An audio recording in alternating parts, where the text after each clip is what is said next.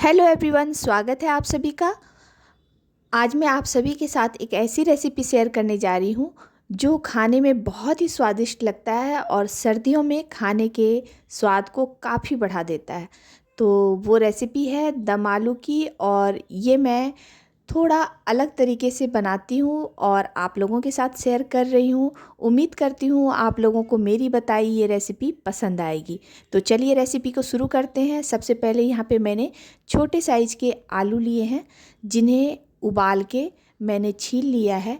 अब इन आलूओं को किसी टूथपिक के सहायता से इसके अंदर हम थोड़ा सा छेद कर देंगे, जिससे जब हम इसमें ग्रेवी या मसाले जो भी डालेंगे वो इसके अंदर तक चली जाए। तो इस तरीके से सभी आलूओं को आप टूथपिक की सहायता से या फोक की सहायता से उन सभी में छेद कर लें। और जो आलू थोड़े से बड़े हैं उनको आप बीच से काट दें इस तरीके से, तो जिससे ये साइज में इक्वल हो जाएंगे और ये देखने में भी बहुत अच्छे लगेंगे। इस तरीके से जब हम बीच से इन आलूओं को काटेंगे तो उन्हें भी फोक की सहायता से उसके अंदर भी छेद कर लेंगे। और इसमें डालने के लिए मैंने छोटे साइज का ही प्याज लिया है, जिसे छील के मैंने एक साइड में रख दिया है। और अब हम आलूओं के ऊपर थोड़ा सा नमक और हल्दी डालेंगे। नमक आप अपने टेस्ट के अकॉर्डिंग डाल लें। उसके बाद थोड़ा सा लाल मिर्च का पाउडर डालेंगे और लहसुन अदरक का पेस्ट डालेंगे। तो 1 चम्मच यहाँ पे मैंने लहसुन अदरक का पेस्ट डाल दिया है।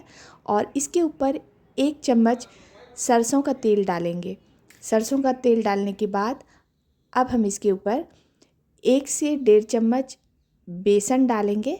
और बेसन डालने के बाद इन सभी मसालों को अच्छी तरीके से मिला लेंगे, जिससे सभी मसाले अच्छे से आलू के ऊपर कोट हो जाएं। और लहसुन अदरक मिर्ची नमक सभी जब अच्छे से आलू के ऊपर कोट हो जाएंगे, फिर वो काफ़ी स्वादिष्ट बनेंगे। तो इस तरीके से सभी मसालों को और बेसन को आप अच्छी तरीके से मिला लें। इसमें पानी डालने की ज़रूरत नहीं है, इसलिए हमने इसमें 1 चम्मच सरसों का तेल डाला था। तो अब हम इन सभी को मिला के एक साइड रख देंगे और कढ़ाई में तेल को गर्म करेंगे। तो इन्हें फ्राई करने के लिए यहाँ पे मैंने सरसों का तेल इस्तेमाल किया है। आप चाहें तो अपने मनपसंद किसी भी कुकिंग ऑयल में इसे फ्राई कर सकते हैं। जब तक तेल गर्म हो रहा है तब तक प्याज को भी देख लेते हैं। तो यहाँ पे जो प्याज मुझे थोड़े से बड़े लगे उसे मैंने बीच से काट के 2 भाग में 2 हिस्से में कर लिया है। तो इस तरीके से बीच में काट के इन प्याज को 2 हिस्सों में आप बांट लें। और ये सभी एक साइज के जब हो जाएंगे फिर वो ज़्यादा अच्छा लगेगा। अब तेल भी गर्म हो चुका है, तो अब हम इसमें आलूओं को सावधानीपूर्वक इसमें डाल देते हैं। और आलू को डालने के बाद आप 2 से 3 मिनट तक एक साइड इसे अच्छे से फ्राई होने दें और उसके बाद ही इसे पलटें। नहीं तो बेसन और मसाले जो हमने डाले हैं वो इससे अलग निकल जाएंगे और ये इसके अंदर अच्छे से कोट नहीं होंगे। तो इस तरीके से एक साइड जब ये अच्छे से सिक जाए फिर आप इसे सावधानीपूर्वक पलटते हुए अच्छी तरीके से फ्राई कर लें। और जब एक बार इसमें अच्छे से मसाले कोट हो जाते हैं फिर वो निकलते नहीं हैं। तो यहाँ पे थोड़ा सा हमें सावधानीपूर्वक इन्हें पलटना है। और ये देखिए ये आलू भी बहुत ही अच्छी तरीके से फ्राई हो चुके हैं। तो इस तरीके से जब ये गोल्डन ब्राउन हो जाए फिर हम इन्हें छान के बाहर निकाल लेंगे। तो ये आलू खाने में इतने बेहतरीन लगते हैं कि आप 2 की जगह 4 रोटी बहुत ही आसानी से खा सकते हैं। और ये चावल के साथ भी बहुत ही स्वादिष्ट लगते हैं। तो इस तरीके से छोटे वाले आलूओं को भी कभी कभी हम इस तरीके से बना के बहुत ही अच्छी रेसिपी बना के खा सकते हैं। तो अब आलू को फ्राई करने के बाद कढ़ाई में जो एक्स्ट्रा ऑयल बचा हुआ था उसे मैंने थोड़ा निकाल लिया है। अब बचे हुए तेल में 2 सूखी मिर्चों को तोड़ के डालेंगे और उसके बाद इसमें साबुत जीरा लौंग इलायची दालचीनी इन सभी को डाल देंगे और उसे थोड़ा तड़कने देंगे। जब ये मसाले थोड़े तड़क जाएं उसके बाद सभी प्याज को डाल देंगे। तो प्याज यहाँ पे छोटे छोटे हैं और जो बड़े थे उसे मैंने 2 भाग में काट लिया था। तो इन सभी को अच्छे से डाल के आप भून लें। तो इस तरीके से प्याज डाल के जब हम इस सब्ज़ी को बनाते हैं ना तो ये बहुत ही स्वादिष्ट बनती है। और प्याज को थोड़ा साइड करके बीच बीच में मैंने यहाँ पे 2 चम्मच अदरक और लहसुन का पेस्ट डाला है। और अदरक लहसुन का पेस्ट डाल के थोड़ा सा इसे चला लेंगे जिससे इसका कच्चापन अच्छी तरीके से दूर हो जाए। उसके बाद सभी को मिला के आप अच्छे से भून लें। जब हम प्याज को बहुत ही बारीक काट के या पीस के डालते हैं तो उसे भूनने में काफ़ी टाइम लगता है, और इस तरीके से छोटे प्याज को जब हम डालते हैं और वो भी साबुत डालते हैं तो वो बहुत ही जल्द भुन जाता है। तो इस तरीके से इन सभी को डाल के आप इसे चलाते हुए भून लें। और उसके बाद हम इसमें 2 बड़े साइज़ के टमाटर को मैंने पीस लिया था। तो 2 बड़े साइज़ के टमाटर को अच्छी तरीके से पीस के यहाँ पे मैंने 1 कटोरी टमाटर का पेस्ट डाला है। तो इस तरीके से आप पीस के इसमें टमाटर का पेस्ट डालें और अब हम इसे अच्छे से भूनेंगे। तो टमाटर डालने के बाद इसमें यहाँ पे मैंने नमक और हल्दी डाला है, तो टेस्ट के अकॉर्डिंग आप इसमें नमक ऐड कर दें। और उसके बाद इसमें 1 चम्मच हल्दी का पाउडर डाल दें और इसको डालने के बाद आप इसे भून लें। तो जहाँ यहाँ पे मैंने टमाटर को पीस के डाला था तो ये काफ़ी इससे छींटे बाहर आने लगी थी। तो इसकी छींटे बाहर नहीं आए जब तक टमाटर में बहुत सारा पानी है।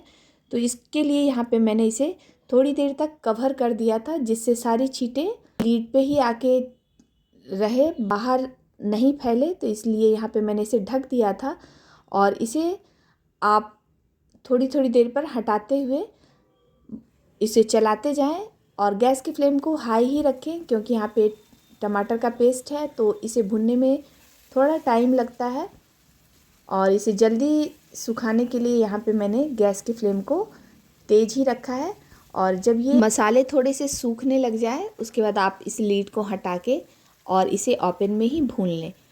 तो अब इस स्टेज पर यहाँ पे मैंने इसमें 1 शिमला मिर्च को थोड़ा सा मोटा मोटा काट के डाल दिया है जिससे ये खाने में टेस्टी भी लगेगा और सब्जी के स्वाद को भी बढ़ा देगा। उसके साथ ही यहाँ पे 3-4 हरी मिर्चों को भी बीच से काट के डाल दिया है।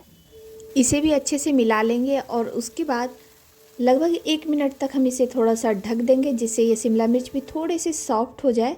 तो यहाँ पे मैंने 1 मिनट के लिए इसे ढक दिया था और अब इन सभी को अच्छे से भून लेते हैं। तो ये देखने में भी बहुत ही सुंदर लगता है और ये खाने के स्वाद को भी बढ़ाता है। तो शिमला मिर्च अगर आपके पास है तो आप ज़रूर डालें, अगर नहीं हो तो आप इसे स्किप भी कर सकते हैं।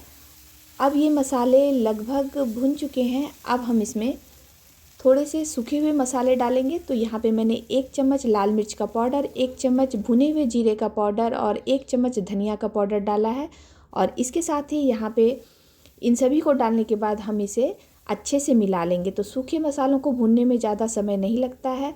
और अब इन मसालों को मिलाने के बाद 1 चम्मच ही मैंने यहाँ पे सब्जी मसाला डाला है।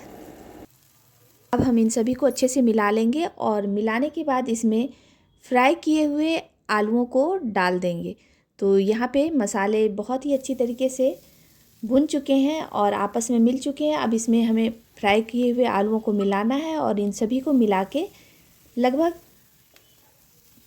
20 से 30 सेकंड तक आप मिलाते हुए इसे चला लें अच्छे से, जिससे मसाले और आलू सभी आपस में अच्छे से मिल जाए। तो देखिए बहुत ज़्यादा अब इसे भुनने की ज़रूरत नहीं है क्योंकि सभी मसाले और आलू सभी ऑलरेडी फ्राई हो चुके हैं।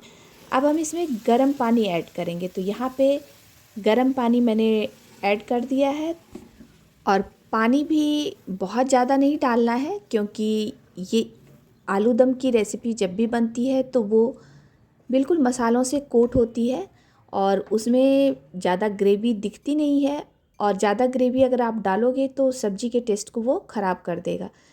तो यहाँ पे इतना ही पानी डालें जिससे बाद में ये आलू सभी ग्रेवी को अच्छे से एब्जॉर्ब कर ले और ये मसाले आलू के साथ बस मिले जुले ही दिखें।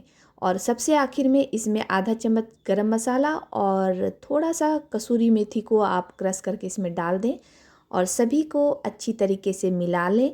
बस ये हमारी दम आलू की रेसिपी बनके तैयार है। और अब हम इसको और भी स्वादिष्ट बनाने के लिए 1 चम्मच घी को गरम करके इसमें मैंने डाल दिया है, जिससे ये इसके स्वाद को काफ़ी बढ़ा देगा।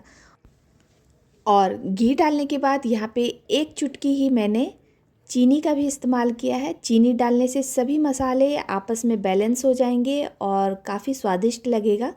तो इस तरीके से सबसे आखिर में यहाँ पे मैंने 1 चुटकी चीनी डाला है और चीनी डाल के आप इसे मिला लें और गैस के फ्लेम को बंद कर दें।